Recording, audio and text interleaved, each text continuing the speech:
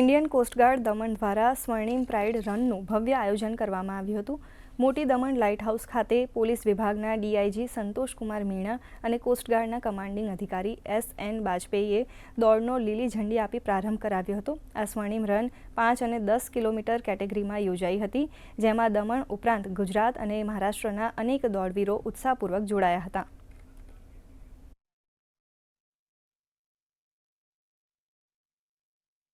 हर age group के लोगों ने इसमें पार्टिसिपेट किया, from starting from 5 years to 70 years of age के लोगों ने पार्टिसिपेट किया। और ये हम जो है बताने में कामयाब हुए लोगों को कि कितना जो है अपने आप को फिजिकली एक्टिव रहेंगे तो सेहत के लिए अच्छा रहेगा। इसमें तकरीबन 1500 लोगों ने भाग लिया है और इसमें हर उम्र और समाज के हर वर्ग से पार्टिसिपेशन था। लोग मुंबई से, थाने से, थलाशेरी से, सिलवासा से, वापी से, वलसाड से, नवसारी से और दमन से, हर जगह से आए थे।